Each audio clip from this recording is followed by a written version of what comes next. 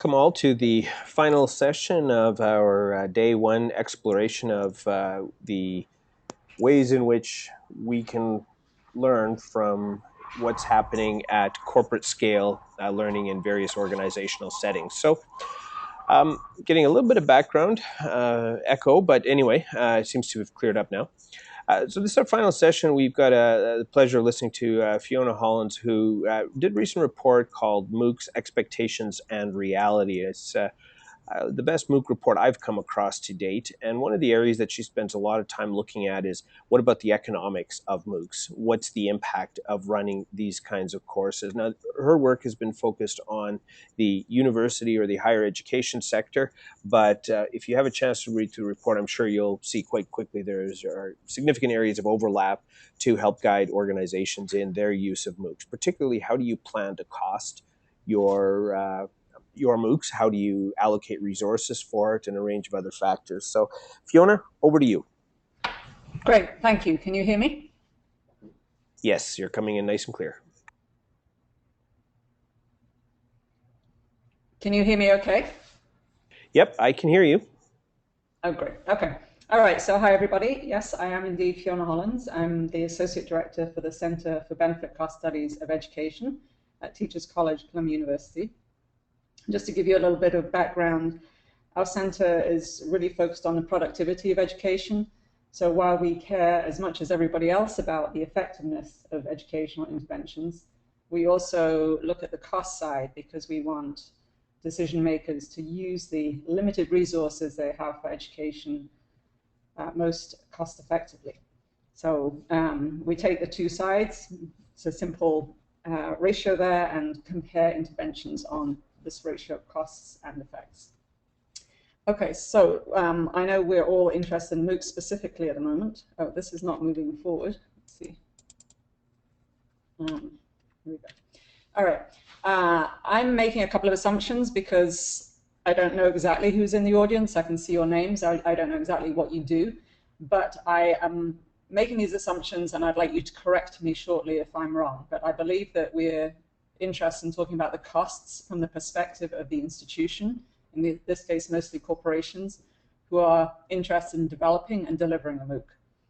I'm also assuming that you're considering MOOCs as an alternative to some existing form of training or professional development that you already do for current employees or potential future employees. This may also just be some sort of branding or marketing exercise for you, outreach to people who might be interested in your company or products, or a PR exercise. So I was just going to ask, could people just type in quickly what your reasons are for considering MOOCs, so I have some idea of what your goals are. And Fiona, if I can while you do that, I'm going to show you the... Sure. Go ahead. I'll just make a quick point. So if you want to ask or comment or questions or otherwise, please just drop them in the chat tab, which should be on the bottom of your, the series of blue bars should be on the bottom. Feel free to type them in there. And Fiona, if you don't have, I'll just briefly fill some time while we're waiting for people to either type in questions or comments otherwise.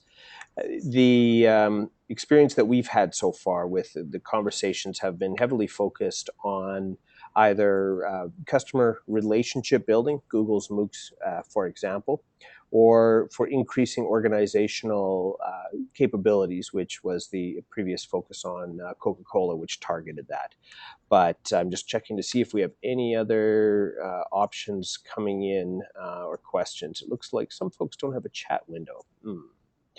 All right, so Lewis, in the question area, so click on the questions tab. There's one posted about using internal MOOCs for leadership and onboarding programs.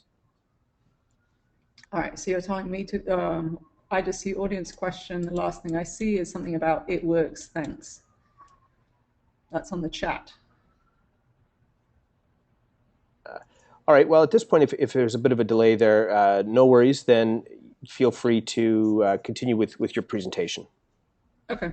All right. And if I'm not seeing any questions, maybe at some point you could stop me and just say there's 2 or 3 questions, and you can read them to me and I'll try and address them. Okay. So just in terms of goals, as George mentioned, I did do a study of more academic and educating institutions, and the goals that they were trying to address were, for the most part, extending reach and access A number of them were interested in building and maintaining brand. And then in equal shares, there were institutions trying to increase revenues, or more often actually decreasing costs. A number of them interested in improving educational outcomes for the participants in MOOCs, and others who talked about innovation, which I don't really see as being an end in itself, but is usually a means to one of these other goals. But finally, there were a few people who were primarily interested in MOOCs as a vehicle to conduct research on teaching and learning. So my guess is that your interests are in the, in 3 or 4 of those, focus more on 3 or 4, and not necessarily in terms of, well, maybe you are interested in improving educational outcomes, but much more targeted perhaps in terms of skill building.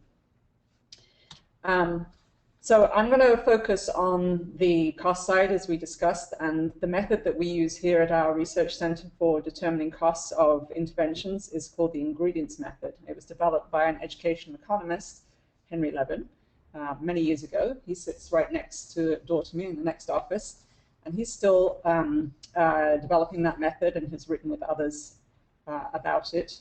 The way we start when we're looking at any particular intervention is to just describe what the intervention is and figure out what the theory of action is, like how is it supposed to work, and what are the intended outcomes. Then we make a list of the ingredients or resources that are used to develop or implement the intervention, and we look not just at quantity of resources required, but also the quality of them, because that has a huge impact on the cost. We then identify market or shadow prices for all ingredients, shadow prices being those that you kind of have to sort of infer what the price would be if there's no open market for them, for the resource.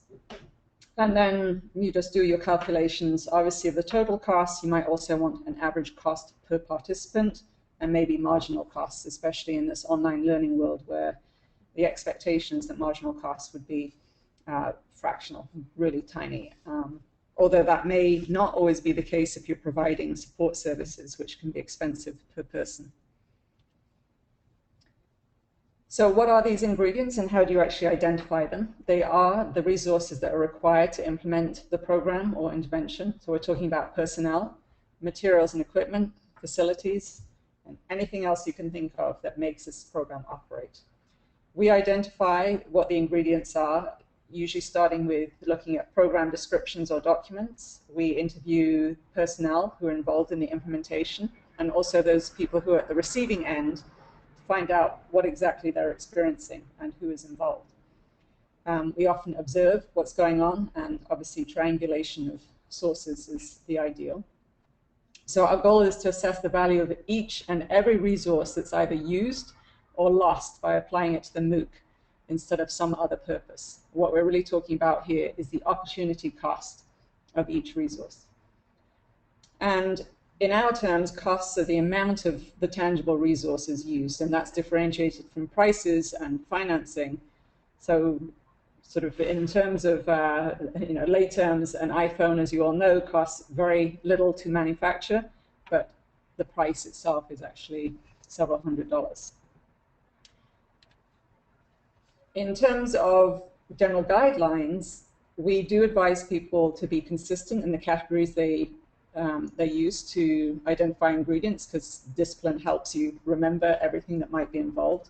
So as I had mentioned before, personnel, facilities, equipment and materials, and then there will be other things like travel fees, insurance costs, things that don't fall into one of those 3 major categories. We need ingredients listed in sufficient detail that you can actually assign the correct value to them. So for personnel, for example, you want a person's sort of job title and really what it is, the job that they do, their qualifications, because they're going to be more expensive the better qualified they are. Similarly with years of experience. And then you want to know, are they working full-time, half-time, 10% of their time on this particular MOOC or other intervention. And eligibility for benefits will be a significant cost to consider as well, because it's often can add another 33% or so. And we focus on the big ticket ingredients because if you're going to start counting paper clips and pens and so on, you could spend all day about it, and it really makes no difference to the overall costs. When you're thinking about costs, there's several different ways to categorize them to make sure that you're considering all possibilities. We do recommend that you consider the different periods from design through development and then delivery of a MOOC or other educational intervention. And then hopefully, if it's successful, you want to do some reruns and hope that those costs diminish significantly. And it's always very easy to remember the direct costs, which are very closely related to the development or delivery of the MOOC. What's hard to remember often are the indirect costs, and not just is it hard to remember, but to actually figure out how to assign those costs to one particular activity. So what do you assign in terms of technical support or administrative support for one intervention that's part of many things that are going on in the institution? So you might want to do that by just assigning a percentage of the other costs you've calculated on top for overhead. And then it's helpful to think about fixed versus variable costs, because the fixed costs are the ones that are just not going to change regardless of the number of people who are participating in your MOOC.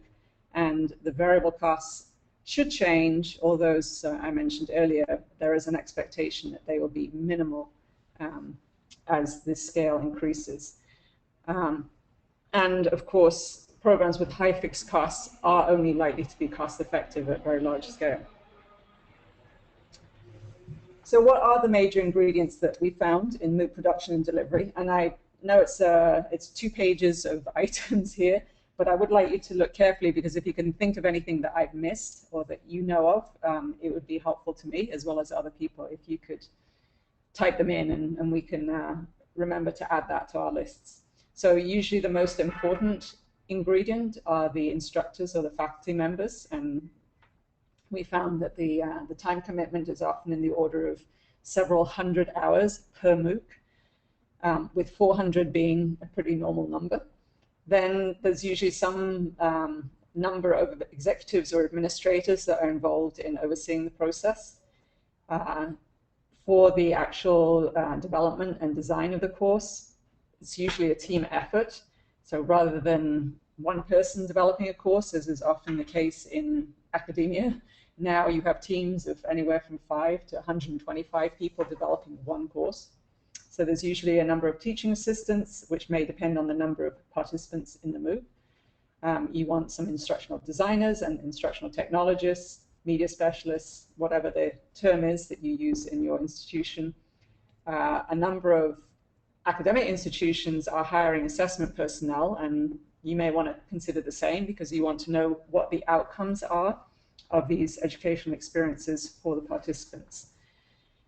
Videography can be very expensive and varies significantly depending on whether you do that in-house or if you have external experts doing that. And we came up with an estimate of costs of videography done by external professionals of about $4,300 per hour of finished video.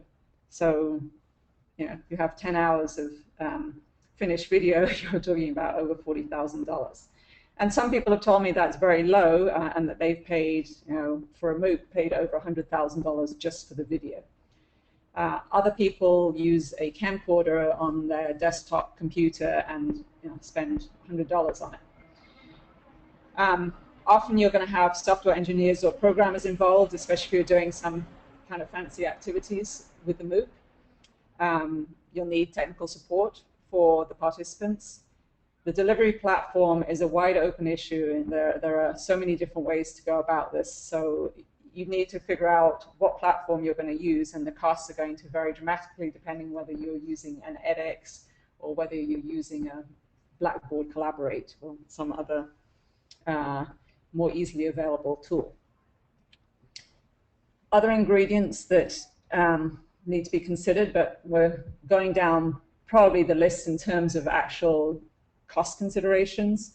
Computing and internet devices, which you'll need some. The participants, you're assuming, will take care of their own. But there is the support function that's required for those that you may need to provide some of that for the participants. Marketing personnel, lawyers involved in many of these contract, copyright issues, disability compliance. And if you're providing certification for the MOOCs and or charging fees, you need all the processes for admitting people, registering them, billing. Authentication sort of basically means making sure it's the person who says they're taking the course that's actually doing it. And then, of course, you actually have to provide the certificates. Are there any questions at this point? I don't know if people can speak or if they want to type something in and if George can see it.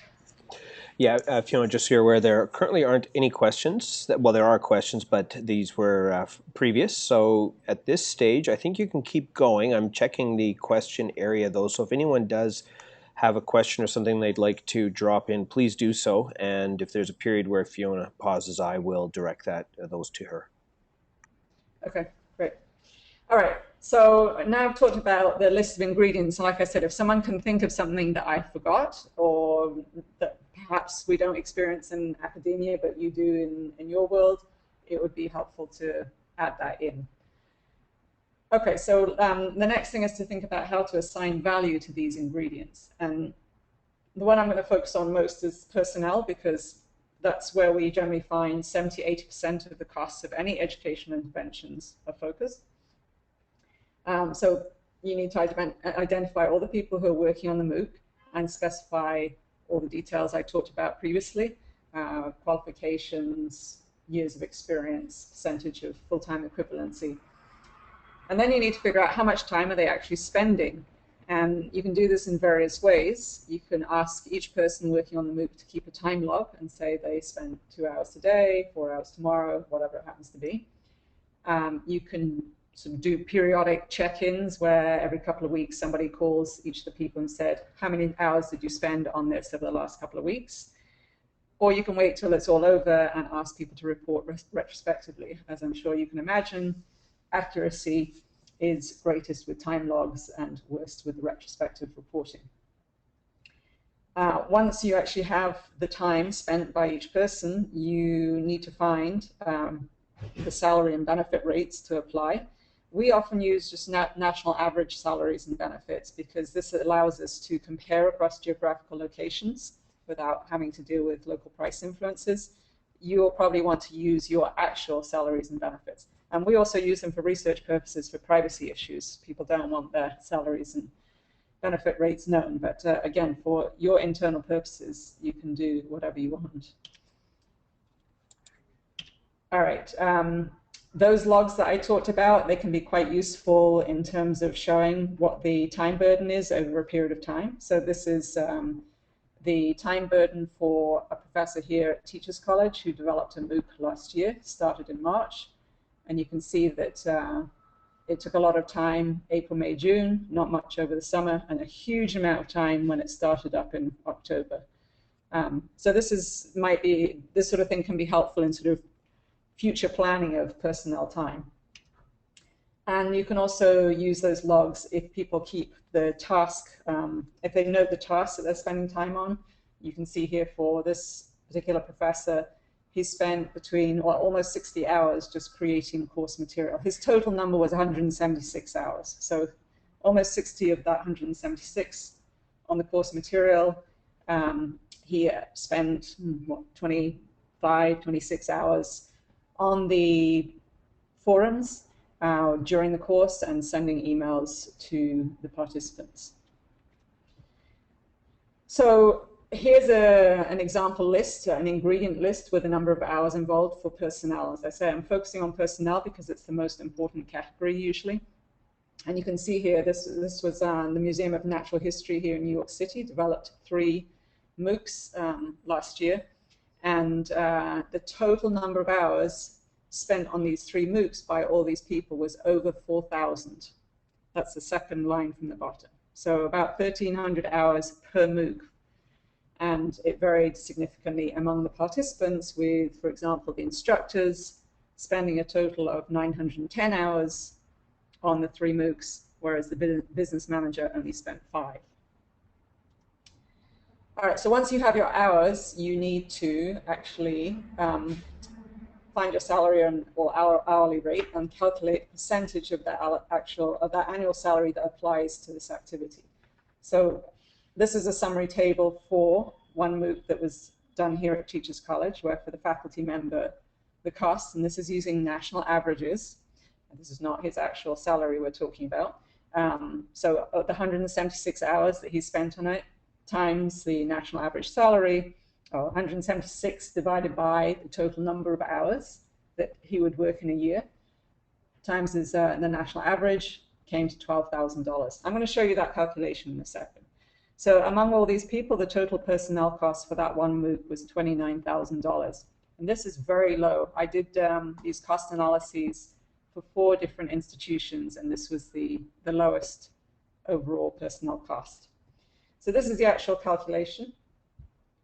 If you have an annual salary, here in this case I took average faculty for public institutions. For salary and benefits of average faculty at a public institution is around $72,000, and that was an old price that was available in a survey, so I have to make an adjustment for inflation, but you will probably be using your current salary levels for the relevant people. Take a benefits rate, the hours spent on the MOOC. In this example, I'm using 200, and you want to know the total number of hours in the year. For academics, that's 1560, and for a corporation, the Bureau of Labor Statistics specifies that a work year is 2,080 hours. So you use that to calculate your percentage of full-time equivalent spent on the MOOC. In this case, it comes out to be 12.8%. And then you apply that to the salary. So 12.8% of the 72,000, you get around just over $9,000 for salary. I had to adjust for inflation, but you may not need to if you're using a current salary. And then 12.8% of the benefits rate, you end up with a total cost of just under $13,000. Okay, so benefits are the most important, and I've given you a demonstration of the calculations there. I don't know if I should ask if there are any questions on that. I don't know if that was too slow or too fast. Currently, no additional questions have been posted, so I think you can keep going. I'm keeping an eye on it, though, so I'll interrupt when there's an opportunity. Okay. All right. The platform cost is something like, it's not much point me talking a lot about one specific issue because everybody's going to be using a different platform, and you need to figure that out for the item. As in the case of the MOOCs that I studied, George was actually the instructor in one of them, and they used tools that they already had available, so the costs were fairly minimal. In other cases, people are using Coursera, and while Coursera doesn't charge anyone for using the platform, clearly they have costs. I didn't look at those, I was looking at them from the institution's perspective, the producing institution. But you may be required to pay very significant fees to use a specific platform, or you might be developing your own and need to account for the costs of that development. Space and facilities, I'm not going to go into that because I'm assuming you probably wouldn't want to consider them. You're going to say, well, we have our buildings anyway. We don't need to consider the extra time that we're using them. If you're buying or refurbishing parts of a building specifically to help in the production of MOOCs, then clearly that's something you need to consider as a cost. We don't usually spend too much time on materials and supplies. We get the prices as close as we can using market prices, and sometimes if they're not available, we use estimates because they're such a tiny fraction in most cases of the overall costs. And then I'd mentioned earlier on things like the other inputs could be travel or conference fees, and then you need to figure out how to deal with overhead. I had a sort of an example in the academic institutions that there are things that are lost by spending time on a MOOC, and this could translate into different things for you, but I'll just give you one little example here. So for the faculty member here, because he spent 176 hours on the MOOC, he put in 6 fewer conference proposals during the year he worked on the MOOC than he had in the previous year. So I'm sure there are activities that might equate to these things. And while you could argue that you've accounted for these costs because we're looking at 176 hours of his time and assigned a cost to that, it may be that some of these things could be worth more than spending time on the MOOC. And that's the kind of trade-off you'd want to consider as to what would people be doing with their time if they weren't working on the MOOC. There are some further things you can do with these cost analyses if you're providing supplementary services beyond just putting your course up there online. It's going to be the case that some people use more of those services than others. And so there could be a higher cost for a less prepared participant or a more active participant than somebody who is less active or better prepared. And we often do sensitivity analyses to vary assumptions because the costs may vary with the number of participants served. They can vary with the quantity of ingredients being used and also the kinds of prices that you're assigning. So are you talking about somebody, in our case, tenured faculty versus a non-tenured faculty member makes a big difference. For you, it could be somebody who has 20 years experience developing online learning courses versus someone who's just new to the game. So I'm just going to give you a quick example here of a sensitivity analysis I did.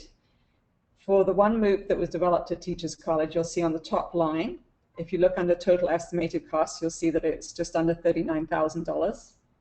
And that was assuming that we were talking about a national average private university faculty member and that the video production was done internally.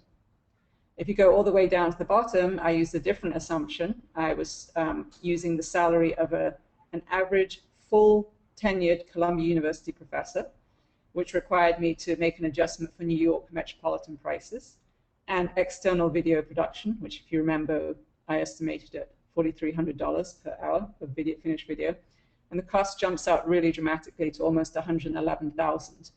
So that's $211 per completer for this particular course, compared with 74 in the base case. If you're doing a multi-year program, you need to consider things like inflation and net present value, which I probably don't need to tell you guys too much about. You're very familiar with these concepts. But you can spread some of the first-year costs of development across all the years of delivery of the MOOC. If you're doing multiple repeats of the MOOC, you can amortize those costs across the reruns. And then pretty much we're wrapping up here. What are you going to do with cost data? You want to show a total cost to design the MOOC, develop it, and deliver it. And again, if you're going to do reruns, hopefully be able to show that those costs drop. Then you want a cost per active participant, perhaps, and a cost per completer. As I mentioned, cost for reruns. And then if you have measures of effectiveness, and I would definitely encourage you to try and get some measures of effectiveness of the MOOC, you could show cost per unit increase in whatever that measure is. And I'm being optimistic here that whatever MOOC you develop is going to be very helpful at improving skills or knowledge, and that you would be able to show a positive ratio there. And I think that's pretty much it. So I don't know if there are questions, comments, whether this makes any sense to you. Any sort of feedback would be helpful. All right, great. Thanks, Fiona. It's terrific, and certainly like the thoroughness of the work that you've done. And also, I'm hoping that members attending here can see why what you looked at within a higher education context has direct application and a lot of overlap with what goes on in corporate settings. Retta has a question or a comment here that says, Fiona's study was based on existing data. How would she suggest doing a predictive estimate, forecast, or budgeting for future MOOCs? So if you were now, if I've interpreted this correctly, if you're an organization that's going to start experimenting with MOOCs, how would you begin to do that if you don't have an existing framework to look at? But is there a way that you could predict what this might look like? Well, unfortunately, there haven't been too many of these cost studies done of MOOCs. So the first thing I tell you is go read about all those cost studies and see what other people have experienced. But I think what I would suggest is that I mean, certainly there are parts of the report that I wrote that go into more detail about 4 particular case studies. And I would suggest you at least read those to sort of see what the considerations are in more detail. But I would start with the ingredients list, and you can go back to those 2 slides that I had. I assume George's, if I send these to you, you'll make them available. But figure out how many of these people are you going to dedicate to the development and delivery of your MOOC. And if you look at the cases I did, you can get an idea of how many hours people spent and the range. And the problem is I can't tell you what the optimal amount of time is, and I don't think anybody can. But I think you could use those to sort of take an average estimate of the time requirement for each ingredient. I think you'll be in the great advantage of knowing what those people cost in your institution. And if you don't know if they don't live in your institution and you have to find external people, find out what those people cost per hour or per week or whatever the amount is. And you can just put together your ingredient list, the number of hours that you expect people to work on the course, and your salary amounts, and you'll be able to estimate a cost on that. But there are these sort of open issues like the platform. I think the people is actually the easiest part to do because there is some experience of how much time people spend on that. That's the one area I was able to get good data, and most people can give you some ballpark of how much time people spend. The platform costs are all over the place, so you'd need to figure out what are the possibilities and what are you willing to spend on that. The issue with the platforms is that you can pay a lot to be with somebody like Coursera or Udacity or edX. They do all the marketing for you. But if you have your own marketing power, you may not need to pay them for that. You can use a platform that's going to do no marketing and just pay for the sort of technology availability. Is that helpful at all? Okay, there's a few comments. One just saying it's a very helpful overview, and a second saying it was a great walkthrough, important details to consider in an organization. And I think another final question, we're a little bit over time, so hopefully you still have time to address this. But the final question is, what portion of cost can be assumed to rely on a typical structure, the infrastructure? So do you just started addressing this, but infrastructure that typically you won't find in a company or another organization? Sorry, when you say infrastructure, you're talking about overhead costs? I'm not clear on what that question was. It's not clear here either by the question. So Can the person speak? Yeah, Retta, let's see if we can give you the mic here. Just a quick second. I have to go see if I make him a presenter. Is that going to do it? Let's try that and see if we can get a comment from. All right, try that.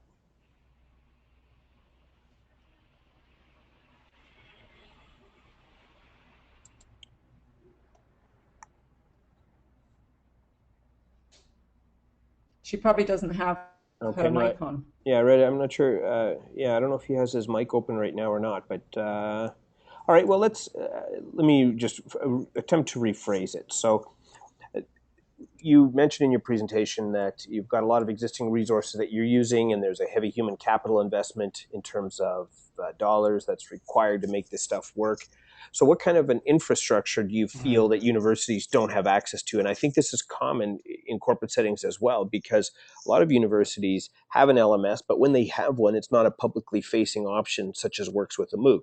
I mean, the only one I know of that does this quite well is Canvas, even though Desire to Learn and Blackboard in the higher education landscape have started to do this as well. So is there a particular platform or infrastructure that you think is not in existence in many corporations that's critical? Well, I don't know how many corporations that have a videography sort of staff, and that's one of the problems that a lot of universities have come across, that they often have to pay a lot of money to go outside. If they have an internal staff, they're not used to working at the pace that MOOC production generally requires. when I say the pace it requires, that's partly pushed by perhaps the platform providers like Coursera that say we're inviting you to do a MOOC, but it has to be ready in 3 months or 4 months, which is fast for a university to get through a course production process. So I think that doesn't exist. I mean, often there isn't a production sort of team in place, and I very much doubt there is one in corporations as well, and that's something that needs to be established.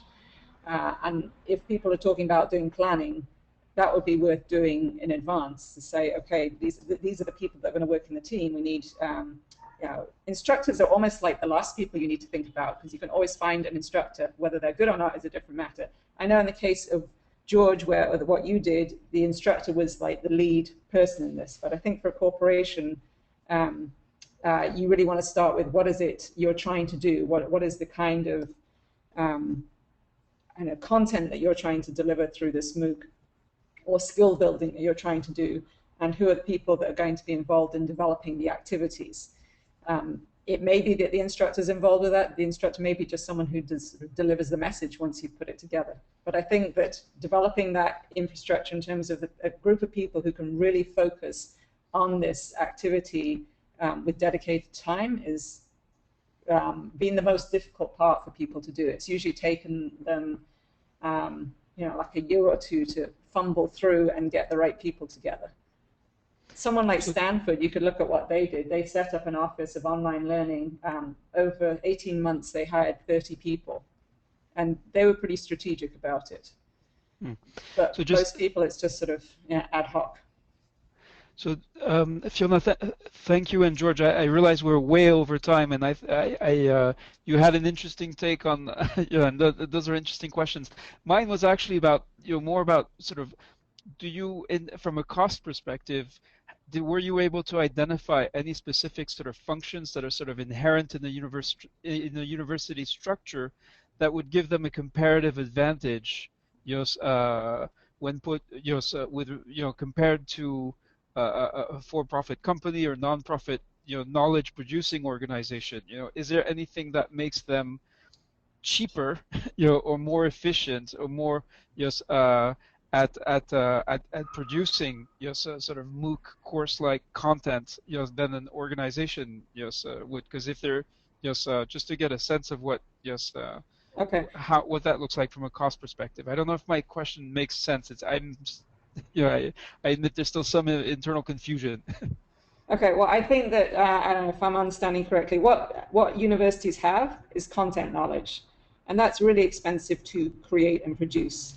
So while instructors may be spending 200 hours, 400 hours on the MOOC, they've spent thousands of hours becoming experts at their content area. And in terms of developing activities, they're going to come up with activities faster than somebody who's completely new to this area. So I think their advantage is in the content area. I would say that their disadvantage is in the production per se, like the actual getting the people together, doing videos, getting it up online, working with lawyers and all kinds of, Right. Academics so you would say content and not pedagogy, which I find interesting, because I think OECD sort of statistical analysts, so who with 20 years of experience would probably have a lot of sort of tacit and experiential, sort of practical policy-related knowledge that would be hard to find in the university. So in terms of content, I could imagine I can think of organizations that would sort of outperform any university from that perspective. Yeah, they might have the content knowledge and they might have real life applications. The question is, are they any good at conveying that to a group of learners? And in some cases they will be, in some cases they might not. I actually think that you might be best off putting a team together of people who have the content knowledge from a theoretical perspective, those who are able to apply it, and then there's also the pedagogical part, the actual delivery of it. How do you get this message across to people who aren't experts in that area? All right. Well, thanks very much, Fiona, thanks for great overview and I don't an think important cost universities reduction. have to be. So I'm going to end the recording there. Thanks again, Fiona. I think it was a great overview and a great introduction, and I think a lot of opportunity for us to continue the discussion in the asynchronous platform. So that's the bmoocs.corpu.com URL if you'd like to log in there for those of you that want to carry on or at least raise some additional questions relating to costs and those details. So we're about 10 minutes over time, so thanks very much for your patience for staying, and Fiona, of course, thanks for taking time to give us the benefit of your insight and research on this topic. Take care, all, and we will start again tomorrow morning at 8 a.m. Eastern time, I believe it is. We'll chat then. Thanks.